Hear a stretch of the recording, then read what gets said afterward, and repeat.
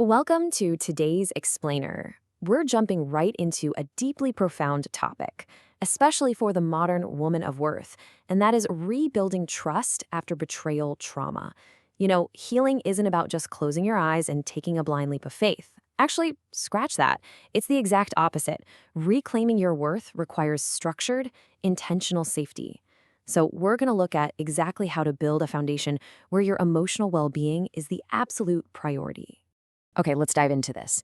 There comes this really poignant moment in the healing process where you might catch yourself quietly wondering, what if I tried again? What if I actually took the risk to trust? And wow, does that create a profound internal conflict? You have this beautiful, completely human need for connection pulling you one way, and a very intense, very natural fear of being hurt again pulling you the other. Navigating that exact tension is what we're going to unpack today. Here's our roadmap for the explainer. We're going to cover 1. The fear of reaching out. 2. Why safety must come first. 3. Your 6-step safety plan. 4. The vulnerability hangover. 5. Protecting your emotional greenhouse. And 6. The courage to trust again. I promise we're going to walk through this together predictably and safely. All right, section 1, the fear of reaching out. We really need to normalize this hesitation. Now, what's really interesting about the slide is how it shows exactly why your nervous system is so on edge. After repeated deception or emotional abandonment, your nervous system becomes highly, highly sensitive. And honestly, it is completely justified. So many women have tried to seek help in the past, only to be met with deeply painful responses. They were minimized, they were blamed, or just told to just forgive and forget, or even spiritually bypassed. When that happens, your brain literally wires itself to avoid sharing. It learns the hard way that vulnerability just equals more pain. Because of that past pain, just the thought of reaching out, literally just staring at a draft text message to a friend, can trigger intense physical and emotional reactions. We're talking anxiety, racing thoughts, or just pure emotional overwhelm. If you experience this, please hear this. It doesn't mean you're weak. Your heart is simply acting as a devoted bodyguard, trying its absolute best to keep you safe from further injury. Moving into section 2. Safety must come first. This is the big paradigm shift. We really have to completely change how we view healing. This brilliantly illustrates the two totally different approaches. On one side, we have blind trust, which is impulsively throwing your heart into the unknown and just hoping for the best. On the other side, we have intentional safety. This involves thoughtful structure. It's about observing patterns over time. You see, trust is never just given automatically. It is earned through repeated, consistent patterns of honesty and compassion. There's this fantastic tool for intentional safety from the Worth program called weather checking. Think about it like this. You wouldn't step out into a literal blizzard wearing a swimsuit, right? No way. You check the weather first. Similarly, you need to assess another person's emotional climate. Do they actually listen well? Are they respectful? You want to safely gather that intel from the safety of the porch before you ever invite them inside your house.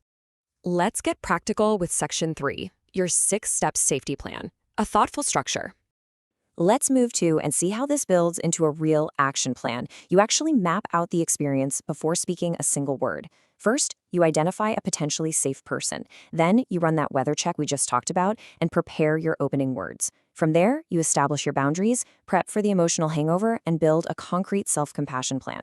See what we're doing here? You're approaching vulnerability with control rather than impulse. Let's look closely at step 3, because preparing an opening statement is an absolute game changer for reducing anxiety. You might say something like, I've been deeply hurt by well-meaning people who didn't understand betrayal trauma. Before I share more, I'd like to know what you understand about it. By saying this, you're putting courage into action. You're setting a clear boundary right out of the gate and maintaining complete control of the interaction. And as you move into step 4, it's so crucial to remember that boundaries are not offensive. They're simply an expression of self-honor. Having phrases ready to go, like, I need to stop this conversation and regroup, or I'm feeling overwhelmed and need to pause, is a powerful reminder that you are never trapped. You have the ultimate authority over your own story, and you can hit the brakes whenever you need to. Section 4, the vulnerability hangover, expecting the aftermath. So even if a conversation goes perfectly, there is almost always an aftermath. We call it a vulnerability hangover. It's that 2 a.m. feeling of staring at the ceiling, feeling anxious, and second-guessing literally everything you just shared. But listen, Feeling exhausted or exposed does not mean you made a mistake. It just means your nervous system is adjusting after an immense act of courage. And this is exactly when you activate step 6, your self-compassion plan. Up next, Section 5, protecting your emotional greenhouse, fostering a safe space. So, the crucial point is that healing from betrayal trauma requires a highly specialized environment. We call this the greenhouse. It's your sacred internal and external space where truth and safety can actually take root and flourish. And as the master gardener of your own life, you are the one responsible for fiercely protecting the climate inside this greenhouse. So, how do you actually maintain it? Well, by intentionally limiting your exposure to harmful or draining relationships. By continually strengthening those boundaries we discussed earlier. It means actively seeking out genuinely supportive communities of women who understand your worth. It means practicing serious self-compassion. And maybe most importantly, giving yourself absolute permission to cultivate joy again. You have the power to protect your ecosystem. And finally, Section 6, the courage to trust again, moving forward with faith. As you start taking these steps forward, make sure to speak to yourself with gentle, grounded affirmations. Tell yourself, I was brave today. It is okay to feel vulnerable. I honored myself. You really need to treat yourself with the exact same tenderness and grace you'd offer a dear friend who just did something terrifying but incredibly brave. Now, the source material also weaves in a deeply spiritual perspective for those who draw strength from their faith. It reminds us that Jesus Christ understands betrayal perfectly. When human relationships fail us or feel deeply uncertain, this spiritual grounding offers a steady guide. Christ was misunderstood, rejected, and abandoned, yet he remained anchored in truth and divine poise. Knowing that God understands your specific, unique pain can be incredibly powerful in calming your nervous system and guiding your discernment. Let's reiterate the absolute central takeaways of this explainer. You do not need to trust all at once. You don't need to share everything right away. Safety must come before trust.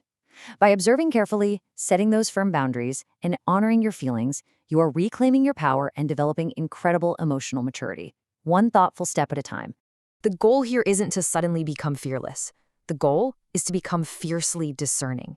You don't have to figure out the rest of your life today, but ask yourself this. Knowing you hold the keys to your own emotional greenhouse, what will your first thoughtful step be?